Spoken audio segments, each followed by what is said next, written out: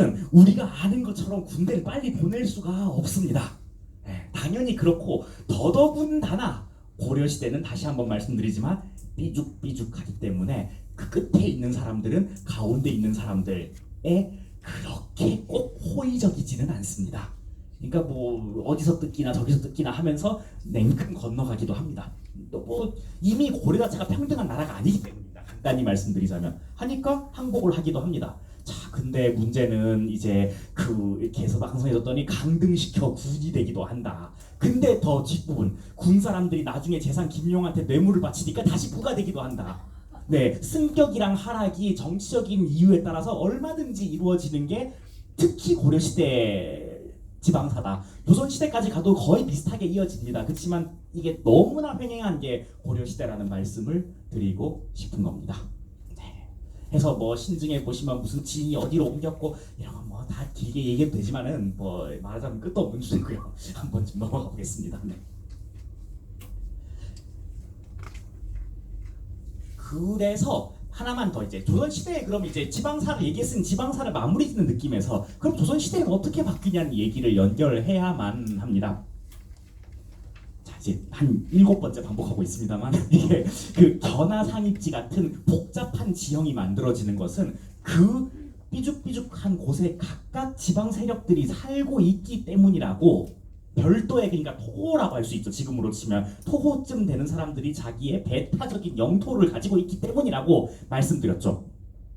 그 배타적인 영토, 굳이 말하면 토호라고 하는 사람들이 이 지역을 심지어 지방관도 함부로 못할 만큼 꽉 쥐고 있다는 것은 당연히 그 지역의 자체적인 군사력을 어느 정도는 갖고 있다는 거예요. 크지는 않지만 최소한 지방에서 그냥 힘 좀 쓰는 사람들을 할 수 있는 거죠. 그러니까 함부로 여기서 이걸 막 합치려고 할 때 통제가 잘 안 되는 상황이 생기는 거죠. 상상해 보겠습니다. 이런 게 만약에 좀 정리가 되려면 어떤 일이 생겨야 될까요? 그렇죠. 가장 쉬운 건 전쟁입니다. 그냥 전쟁도 아니고요.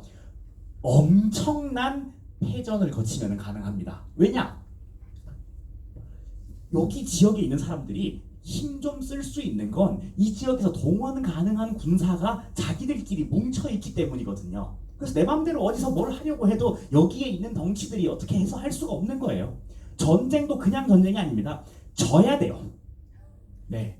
그래서 이 지역을 사실상 점령 당해버리면은 이 지역에 토착적으로 가지고 있던 독자적인 세력이 붕괴되는 거죠. 다시 한번 반복하지만 이 지역을 이렇게 차지할 수 있는 거는 이 지역에서 어깨들을 댈고 있어서 그런 겁니다. 전쟁 나서 싹 없어지면 어깨가 뭐가 있어요? 지금의 비유 들어보죠. 조폭들. 지방에서 뭐 혹은 어느 지역에서 나름대로 조금 보호비 같은 것을 받는 조폭들이 있다고 상상해보죠. 대부분의 경우에는 경찰과 느슨한 협력 관계를 가진다. 여기랑 거의 비슷합니다. 그런 사람들은 어떻게 쓸려나갈 수 있을까? 여러 상상이 가능하죠. 이제 조폭이 없는 청정한 군 만들겠다고 하면서 경찰력을 대규모 투입하는 상황. 조선시대에 많이 일어납니다. 하나는 아예 6.25 전쟁급의 한국 전쟁급의 전쟁이 나서 이 어깨가 여기서 뭉치고 자시고 다 징병 끌려나가서 다 없어졌고 뿔뿔이 흩어져 버린 상황. 실제로 한국 전쟁 이후에 나타난 일이죠. 그리하여 대표적으로 여몽 전쟁에서 한번 완전하게 뒤집어 엎어진 다음에 싹 한번 정리가 됩니다. 그래서 우리가 알고 있는 형태에 굉장히 가까워지는 게 이건 사실 일종의 예시입니다만 그래도 조선시대는 좀 정리가 돼서 이 정도라고 말씀드릴 수가 있는 거죠. 그래도 정리는 완전히 되지 않습니다. 그 몽골군이 아무리 지독해도 사람을 다 학살하진 않아요. 이렇게 남아있잖아요. 남아있으니까 또 여전히 남아있고 그래서 그걸 조선시대 이후에는 또 이렇게 정리를 하려고 노력하지만 끝끝내 안 된 영역들이 있는 겁니다. 그럼 자 몽골군은 깡글이 다 엎다 보니까 이게 좀 정리가 됐다 칩시다. 조선시대는 그럼 왜 정리를 해야 될까요? 네, 중앙집권이라는 것이 그런 겁니다. 국가의 지배를 용이하게 하기 위해서 당연히 정리가 돼야 되는 거예요. 중앙관 입장에서는 간단할수록 좋아요. 늘 모든 게. 해서 그냥 이참에 조선시대에는 이제 고려 말쯤에 전쟁으로 인해서 이미 한번 와해가 됐으니 그 상황에서 한번 싹 뒤집어 엎을 수가 있게 된 거고요. 조금 더 전문적인 용어를 빌어서 말하자면 향리들의 자치적인 권력이 많이 약화되었기 때문에 이제 중앙관에 의미 있는 권력 행사가 가능해졌다. 좀 문자를 써보면 그런 식의 상황들이 덜어 발생하는 거죠.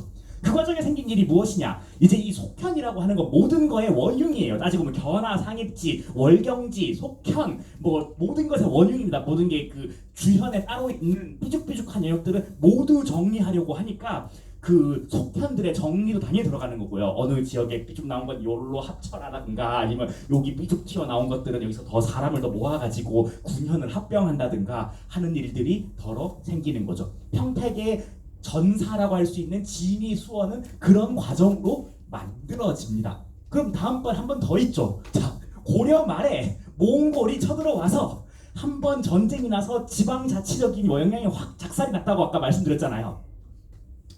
고려에서 조선으로의 왕조 교체는 이런 식의 전쟁으로 일어나지 않죠. 잘 아시겠지만요. 우리가 알고 있는 연말선초잖아요. 그냥 뭐 이성계와 중앙 권력 간의 갈등으로 만들어지는 거고, 한 번 더 있죠. 한국사에서는 이런 식으로 전국 단위의 지배를 당하는 일은 일제시대가 한 번 더 있는 거예요. 그러니까 일제시대도 1910년 딱 떨어져서가 아닙니다. 일제의 지배가 어느 정도 물망에 오른 1910년대 하고 한 중반쯤 되면서 일본 사람들이 보기에는 이게 너무 지저분한 거예요. 모든 게. 복잡하고, 심지어 일본의 경우에는 뭐 다음 시간에 더 자세하게 배우실 겁니다만은 뭐 양전을 비롯한 소지 측량도 다 근대적으로 다 새로다 하는 입장에서 너무 지저분해요. 그러니까 좀 더 관리하기 쉬운 형태로 다시 한번 정리를 하는 겁니다. 그래서 우리가 알고 있는 평택시가 완성이 된다. 다시 한번 그런 거죠. 네. 하여 요런 게 된다. 그럼 이제 그래도 자질구레한 이야기 큰 틀에서는 다 얘기했는데요. 지금 이 틀에서 조금 자질구레한 이야기들을 조금씩 보충을 해보면 어떨까 싶습니다. 고려사 지리지에 나오는 기록입니다. 자, 진희현은 옛날 고려의 부산현, 그래서 지금 고려로 치면 연달 부곡이었다. 자, 향소 부곡이 무엇이냐? 아까 같이 정벌 과정에서 아주 작은 세력들이 들어가 버린 경우, 그러니까 협력을 했어요. 그래서 봉토를 주긴 줘야 되는데, 남과는 독립된 봉토를 주긴 줘야 되는데 주는 게 요만할 때 말입니다. 요만하다 싶으면 그 지역이 이제 하나의 독립된 군현이 되기에는 또 약해요. 하지만 다른 군현에다가 그대로 합병시키기에는 또 독자성이 있어요. 그럴 때는 어쩔 수 없죠. 약한 현으로 남겨두는 수밖에요. 마치 지금의 광역시, 시, 군 같은 느낌인 겁니다. 더 작은 식으로. 그러니까 저렇게 작은 지역이니까 쓰임새도 참 애매합니다. 왜냐하면 군은 군 단위의 군사력을 동원할 수 있어야 되고, 군 단위의 재정이나 하다면 조세를 다 거둘 수 있는 최소한의 단위가 있는데, 얘 조그맣게 남은 얘네들한테 뭘 시키겠어요. 사실은 시킬 게 애매합니다. 그러니까 수공업 같은 걸 맡깁니다. 주로 뭐 이게 가죽소 이런 것도 있고, 나중에 향소 부곡은 그래서 전문적인 특수직역을 맡기는 특수행정구역으로 나누어서 움직입니다. 그게 고려의 방식인 겁니다. 그리고 뭐 송촌 할달이라고 부르고, 경덕왕 때 영현이 돼서 고려에 가서 수주에 소속됐다. 자, 명종이냐. 하지만 지금 제가 아주 큰 틀에서 고려 초기에 복잡한 지방제도로 어쩔 수 없이 유지되게 되었던 고려가 몽골 전쟁기, 여몽 전쟁기를 거쳐서 정리가 한번 되고, 그리고 그것이 정리가 된 이후에 일제시대에 한번 정리했다. 이게 지금 모든 이야기의 정리인 건데요. 하지만 우리는 좀 자세하게 말하자면 중간중간에 끝없는 지방과 중앙 간의 다툼이 있을 수밖에는 없는 겁니다. 아까 보여드린 정도의 지도는 정말 애들 장난이고, 실제로는 너무 복잡합니다. 산성에서 그냥 자기들이 하나의 군이라고 주장하고 있는 사람들도 있고, 심지어는 산성읍치라고 합니다. 심지어 산성에 모여가지고 우리들은 하나의 군이다 하면서 이게 하고 있는 것도 통제가 안 된 영역도 많고, 그리고 뭐 김은부 같은 사람들의 계시에서 알 수 있듯이 그 전쟁하려고 하니까 우리는 군사 못 내주겠다고 뻐기는 인간들, 모든 게 다 엉망진창입니다. 그렇기 때문에 중앙정부 기준에서는 허구한 날 지방을 정리하려고 하는 겁니다. 고려 시대는 그렇습니다. 그 중간에 대표적인 케이스가 이 감무의 파견이라고 합니다. 감무가 무엇이냐? 감시하는 의무. 자, 누구를 감시하냐? 네, 지방을 감시하는 겁니다. 지방관이 원래 있잖냐. 지방관이 없는 지방을 감시하려고 보내는 감찰력이 간무입니다. 그러니까 조선시대에는 있을 필요가 없는 직위죠. 왜냐? 조선시대에는 모든 지역에 다 지방관이 파견되게 되거든요. 고려시대처럼 지방관이 없는데 적당히 큰 고을에서 관리 감독하게끔 느슨하게 그어놓은 삐죽삐죽한 곳들에 그래도 소규모 감찰관들을 보내는 것을 간무라고 부르는 겁니다. 이런 거 간무가 계속 파견되다 보면 나중 되면 이제 상설적으로 지방관을 파견할 수도 있게 되는 거죠. 진위 같은 경우에는 또 이제 이런 게 있습니다. 또 진위는 참 작은 고을인데 좀 진위에 대한 자료를 찾다 보니까 이런 문제가 있더라고요. 이거 참고로 조선 초기에 하륜이 지은 글입니다. 신증도국역에서 보면 나옵니다. 이거 다. 진위는 큰 길 옆이라서 노력과 비용이 몇 배로 든다. 이게 뭔 말인가 자세히 보니까 이런 얘기예요. 남북으로 통하는 길이라서 사신과 빈객의 행차가 잇따라서 계속 생기다 보니까 넉넉하지 못함을 염려하는데 관사 수리까지 어떻게 바라겠습니까? 자, 지방관으로 하륜이 내려가니까 그 지역에 있는 지역 유지들이 그 관아가 왜 이 모양이야 라고 하륜을 혼내니까 대답을 이렇게 하는 거예요. 이 지역은 돈이 너무 없어요. 왜 돈이 없느냐? 길 너무 옆에 있기 때문이다. 길 옆에 있으면 그러면 상업이 활달해질 수 있느냐? 있지 않느냐? 네, 그것보다는 뜯어가는 게 더 많은 겁니다. 한마디로. 물론 둘 다가 있습니다. 상업의 요충지성을 가지고 가는 곳의 경우에는 경제가 부흥할 수 있는 요건이 될 수도 있고요. 반대로 그냥 길 옆에만 있다고 하면 마이너스밖에 없는 곳입니다. 안타깝게도 지윤이는 후자에 가까운 거죠. 잠시만요. 네. 괴를 바친다는 겁니다. 바칠 공자의 괴자 괴. 광의적 의미에서 뇌물을 포함하는 공물입니다. 한마디로. 뇌물이라고 하면 큰일 나지. 접대. 네. 사신에 대한 접대. 아주 비법적인 영역의 뇌물이라고 하면은 큰일 날 소리를요. 지금 하류는 지방관으로 내려왔는데 너희들한테 뇌물 주느라 우리는 관역 간사질점이 없다고 얘기할 리가 없잖아요. 아마 접대쯤으로 굉장히 순화된 표현을 썼겠죠. 네, 그 정도로 생각해 주시면 될 것 같습니다. 그래서 이 주연속편은 아까 말씀드린 거의 그대로의 이야기입니다. 자세하게 썼지만 너무 딱딱할 것 같아서 그냥 말로 술술 풀었는데요. 실질적으로 그래서 고려의 지방관이라는 사람들은 군사 조세징수가 잘 돌아가는지만 보면 그만입니다. 지금의 군수를 상상하시면 절대로 안 됩니다. 아니, 조선시대 군수 레벨도 안 됩니다. 당연히. 지배라는 걸 하지 않아요. 그렇죠. 세금의 총액만 계산하는 사람인 겁니다. 결국에는 군사 징발이랑 그것만 잘 되면 상관없습니다. 행정실무는 호족, 훗날의 향리들이 결국 다 운영하고 있고요. 그러니까 저는 그 고려 허란전쟁 드라마에서 그거 정말 잘 만든 장면인 것 같아요. 왜 그 향리들이 모여있는 길다란 테이블이 있고 향리의 대장을 호장이라고 합니다. 호장들이 모여있는 테이블이 있고 거기에 제일 좋은 상석에 지방관으로 복무한 김은부가 앉아가지고 군사를 좀 내줘야 되지 않겠는가 하니까 그 지방에 있는 사람들이 아니 이미 우리 아들 첫째 아들 둘째 아들 다 죽었는데 군사를 어떻게 내줘? 화를 내는 그 상황이죠. 상성만 지키고 있을 뿐 제대로 된 게 거의 없습니다. 네, 그런 거고 대신에 완전하게 독립하기에는 또 지방이 그렇게까지 힘이 있진 않는 거예요. 중앙군 반란이 일어나면 중앙군이 진압할 수도 있잖아요. 그러니까 참 애매하게도 완전 지배를 하기에는 중앙의 힘이 부족하고 그렇다고 해서 완전 독립을 하기에는 지방의 힘이 부족한 애매한 상태를 유지하고 있는 거라는 거죠. 그래서 저기 시기마다 맨날 들쑥날쑥합니다. 어느 시기에는 중앙의 힘이 조금 더 강해서 약간 더 향리를 몰아낼 수 있게 되고 어떤 시기는 지방의 힘이 더 강해서 진짜 중앙에서 쩔쩔맨다든가 심지어는 반란으로까지 이어진다든가 하는 상황이 벌어지게 되는 거죠. 극단적인 케이스가 무엇이냐? 이제 지방에서 이런 호족이라는 사람들이 중앙이 극도로 밀릴 때 세금이고 나발이고 내고 싶지 않다 하고 반란을 일으키는 겁니다. 반란을 일으킬 때 그냥 일으키기도 하는데요. 못 살겠다 들어엎자 하기도 하는데 이제 조금 더 진심으로 반란 일으킬 때는 뭘 갖다 붙이느냐. 자, 여기 예를 들면 여기는 아닙니다만 평택 말고 어디 한 부여나 이런 지역에서 반란 일으킨다고 했을 때 이제 더 이상 견디기가 힘든 거예요. 고려의 지배로. 그래서 그 지역에 충분히 이미 군사를 갖고 있는 어깨들 많이 데리고 있는 조폭이나 다름없는 우리의 속현이나 혹은 주현에 있는 사람이나 들어엎는다고 했을 때 간판에다가 뭘 걸겠느냐. 쉬운 것 중에 하나는 우리가 백제의 후손이라고 걸어놓는 거죠. 제일 쉬운 거. 원래 그런 겁니다. 근데 실제로 백제 왕족이냐?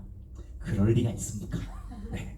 그런 일단은 반란 일으켜야 되니까 이 지역에 원래부터 오래 살던 사람들은 우리가 백제의 후손이라는 막연한 감각을 갖고 있으니 사람들을 끌어모으는 일종의 슬로건으로 백제 부흥 운동이라고 하는 겁니다. 백제 부흥, 신라 부흥, 고구려 부흥 운동 잘 찾아보시면 고려에 굉장히 많이 일어납니다. 그 다 그런 겁니다. 실제로 왕족이 일으킨 운동이냐? 아니죠.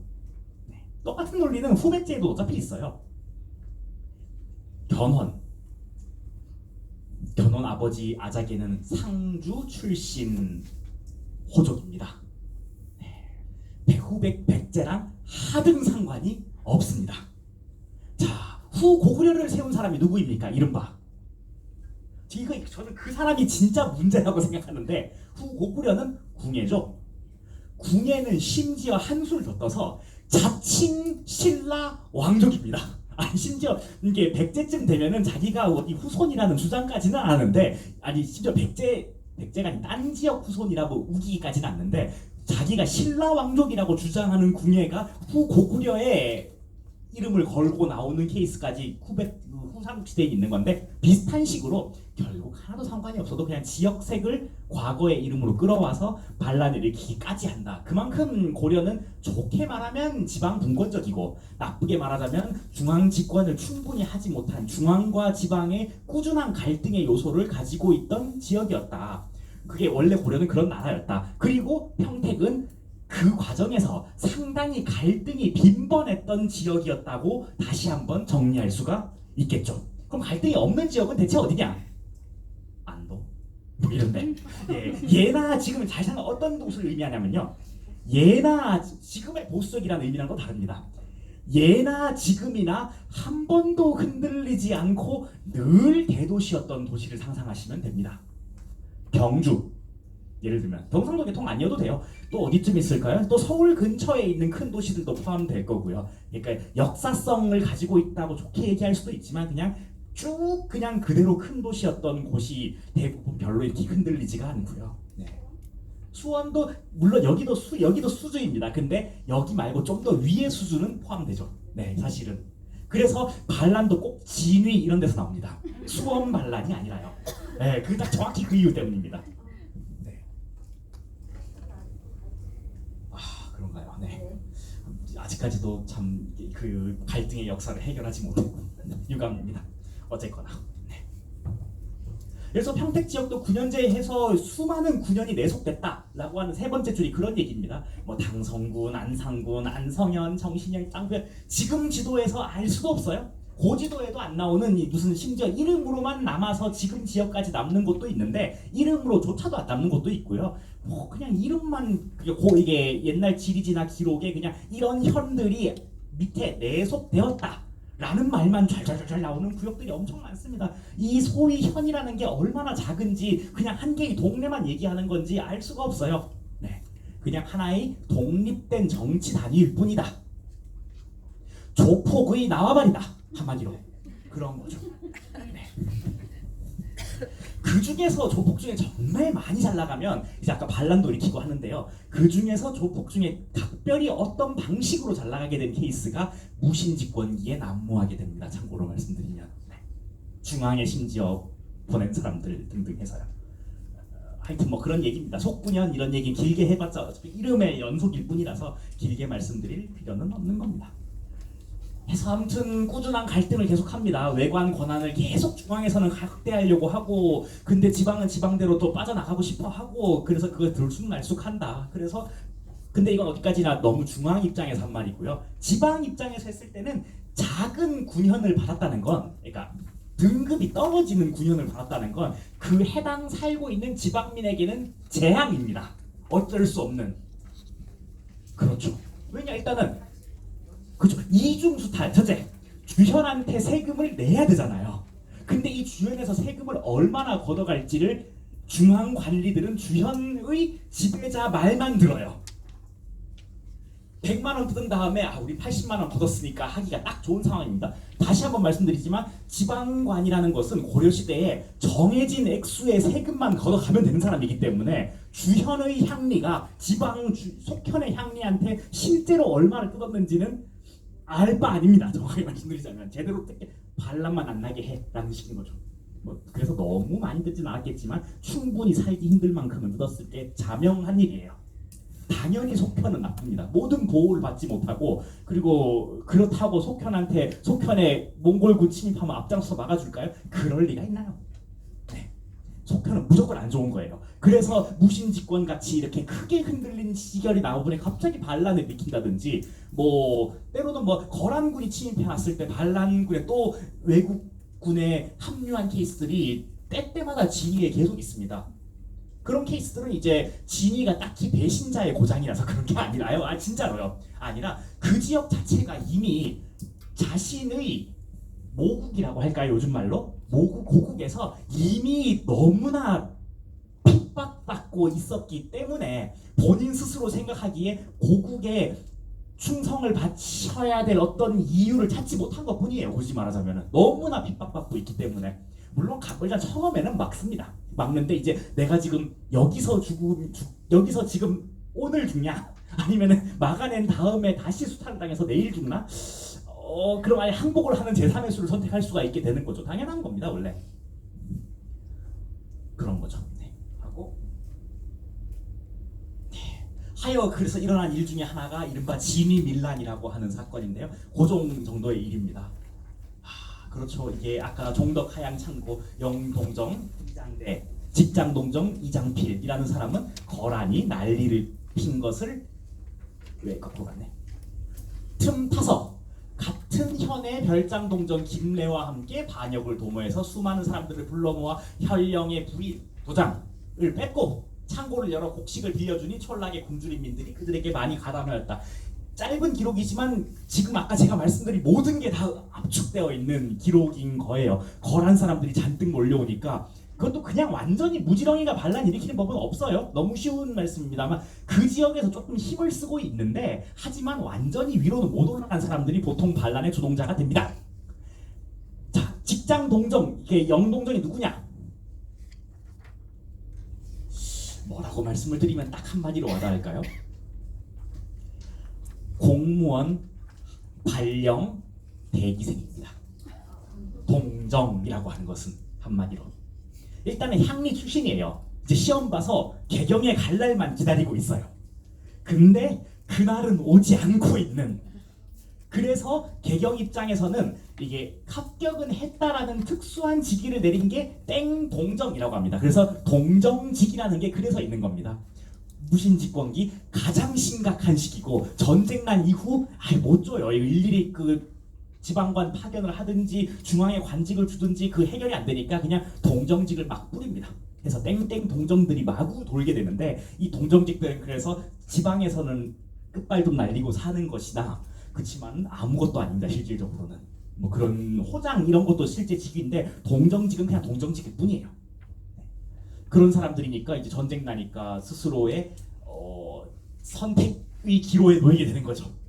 첫 번째 선택지. 여기서 목숨 걸고 싸워서 언젠가 고려의 본국으로부터 상을 받을 수 있게끔 공을 세우자. 첫 번째 선택지. 하지만 죽을 확률 매우 높은.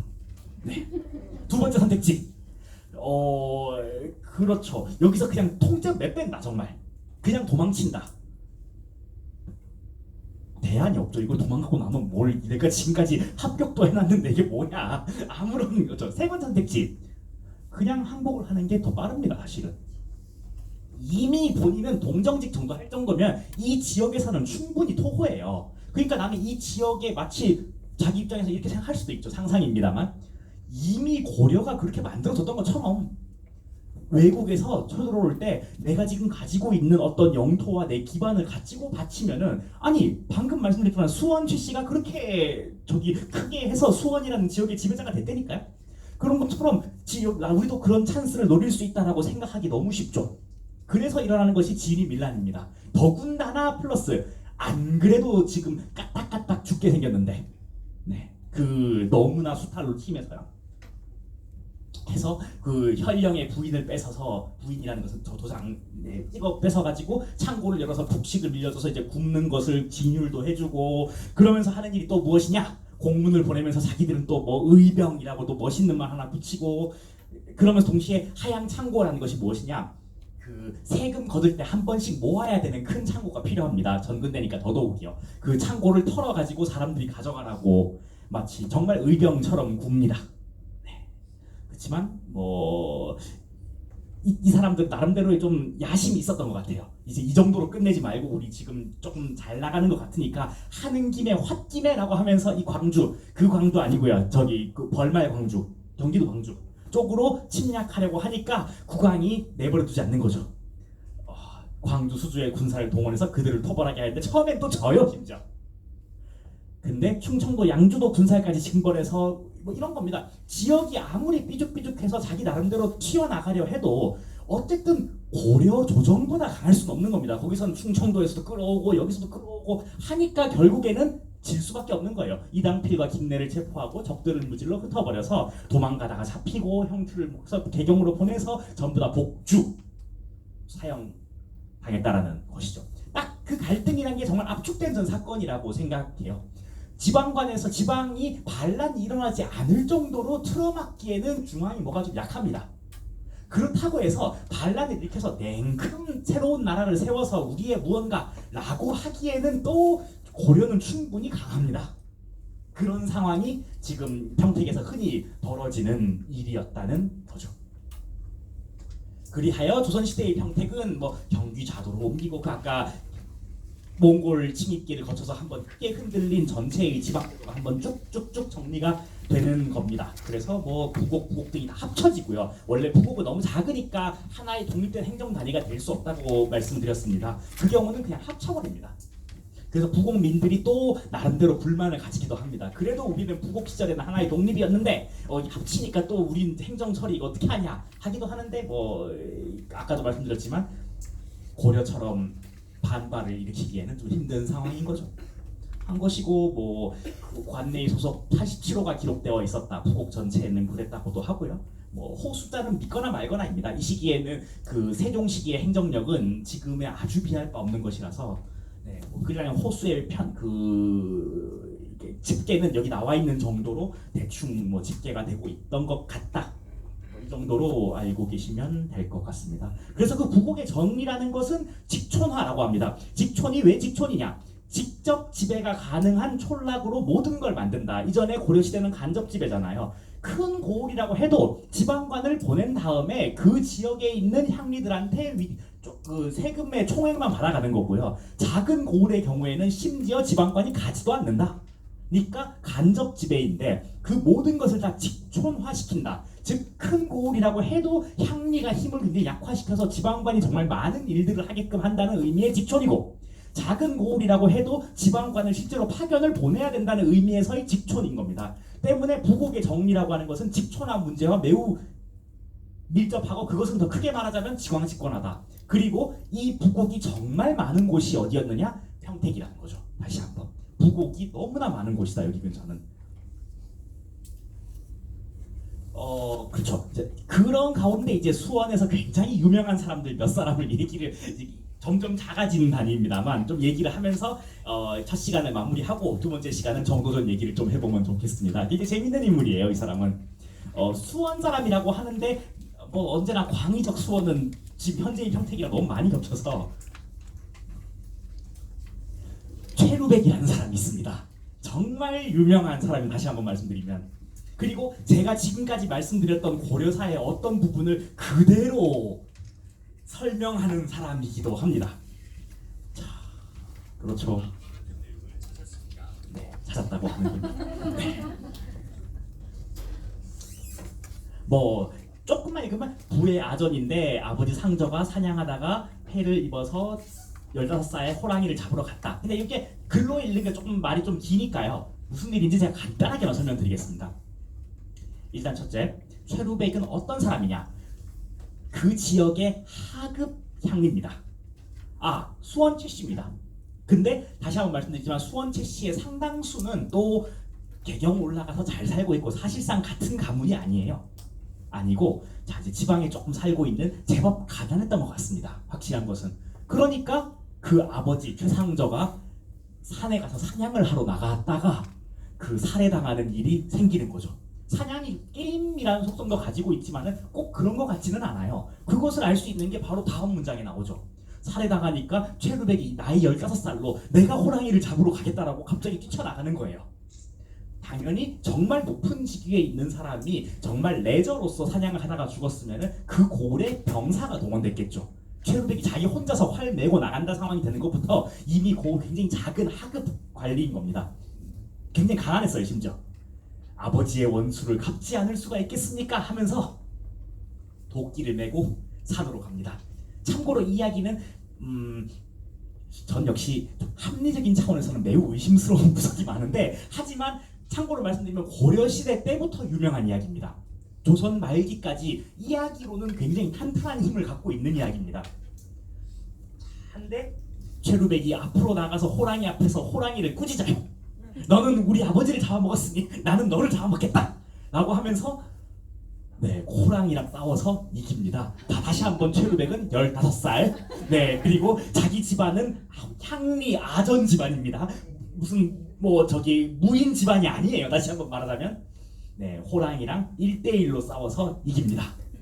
한 다음에 호랑이 배를 가르는 거죠.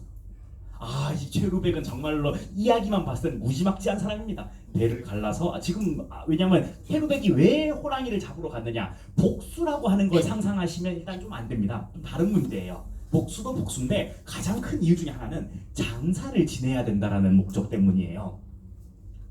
무덤이 없잖아요. 지금 아버지가 호랑이 잡아 먹혀버렸으니까요. 그래서 바로 다음 호랑이 배를 갈라서 아버지의 뼈와 고기, 그게 정말 아버지의 것이었을까요? 저는 솔직하게 조금 의심스럽지만 이야기에 따르면 배와 아버지의 뼈랑 고기를 꺼내서 그릇에 담아서 홍법산에 제사 지내고 시묘살이를 합니다. 참고로 고려시대의 시묘살이는 관념으로만 존재하던 장례 풍습이었습니다. 그러니까 그런 게 있다. 마치 지금 우리가 시묘살이를 상상한 거랑 어쩌면 비슷해요. 옛날 고전에 큰 효자들은 시묘살이도 했다 하더라 정도 수준으로만 고려시대에 있습니다. 그건 이제 여기서 얘기하는 고전이라고 하는 것은 고려 사람들이 상상하는 건 중국 고대 공자님 시절에 그랬다 그러더라 인 거고, 아무도 안 합니다. 실제로는 큰 집안에서는 어떻게 하느냐, 노비한테 시킵니다. 고려시대의 풍습은 그랬어요. 근데 그렇기 때문에 최루백 같이 진짜로 시묘살이를 한 케이스가 정말 유명해지는 겁니다. 그리고 최루백은 이 모든 건 누구한테 들은 얘기인지는 알 수 없지만 적어도 최루백 자신의 증언일 확률이 높은데, 자기가 증언컨대 이런저런 일을 겪은 다음 나는 시묘살이를 시작한 거예요. 그래서 3년 동안 시묘살이를 끝내고 그래서 하루는 어렴풋이 잠에 들었는데 아버지가 꿈에 나와서 막 시를 읊습니다. 이게 돌아가신 아버지가 하면서 덤불을 헤치고 효자의 염하게 이르니 정은 느낌이 많고 눈물은 그지없다. 아무튼 넌 정말 대단하다, 대단한 놈이다 라고 아버지가 꿈에 나와서 이야기를 해줍니다.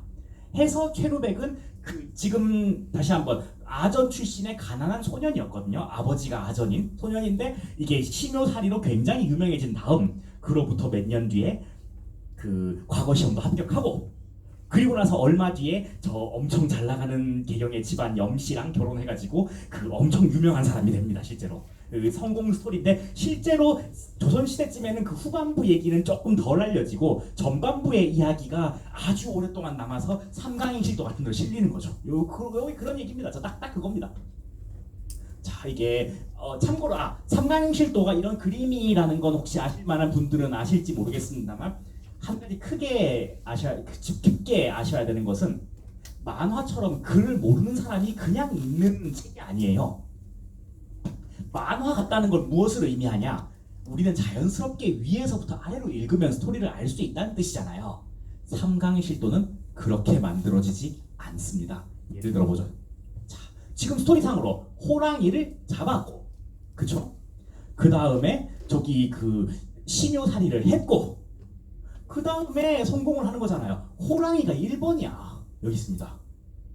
그리고 신호사리가 2번이고요.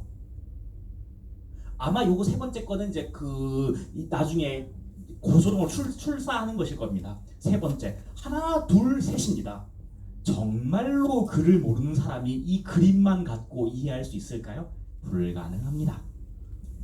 그림을 보여주면서, 마치 지금 제가 하고 있는 것처럼 보여주면서 이런 상황이라는 것을 설명하게끔 만들어진 게 삼강인실도입니다. 그럼 참고삼아 그냥 말씀드렸습니다.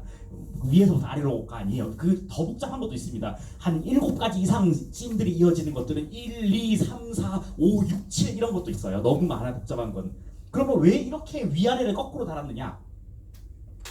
이 중에서 가장 중요하고 가장 크게 부각해야 되는 것을 맨 위에 올리는 거예요. 신효사리가 제일 중요합니다. 여기서는. 네. 심지어 이 스토리 라인에서도 체루백은 왜 호랑이를 죽였을까? 신효사리 장사를 지내야 되기 때문에 라고 이어지는 거예요. 그러니까 제일 중요한 스토리니까 맨 위에. 뭐 설명하는 사람이 없다고 해도 맨 위에 그림을 보고 뭔가 했나벼. 이게 그 무덤 관련 뭔가 했나 보지 하는 거고요. 맨 위에 걸 딱 강조할 수 있게 맨 위에 올리는 겁니다. 네, 아무튼 삼강인실도는 그런 책입니다. 오해하시면 안 돼요. 그 교과서에 굉장히 잘못 쓰여진 경우가 많더라고요. 글을 잘 모르는 백성을 위해서 그림을 첨가했다. 이렇게만 말하면 마치 까막눈도 그림만 보면 이해할 수 있는 책이라는 큰 오해를 하게 되는데, 글을 잘 모르는 사람에게 글을 아는 사람이 설명하기 용이하게끔 그림을 붙인 겁니다. 그거와는 다른 거예요. 까막눈은 절대 읽을 수 없습니다. 이거 참고로 말씀드린 겁니다. 그걸로 제가 석사학위 논문 봤기 때문에 좀 강연을 더 해봤습니다. 네. 하여튼 체루백이라는 사람은 나중에 서울 가서 좋은 집안이랑 결혼합니다. 얼마나 좋은 집안이냐면 본인도 이미 큰 고관이 되는데 결혼한 집안은 자기 부인이 돌아가실 때 본인이 아주 긴 묘지명을 써서 줄 만큼 처갓집이 엄청 빵빵한 집안이랑 결혼합니다. 그래서 그 부인이 돌아가셨을 때 체루백이 써줬던 그 부인의 일대기를 담은 글이 염경의 묘지명이라고 하여 우리가 보통 고려시대 여성사를 이야기할 때 최핵심 자료 중에 하나입니다.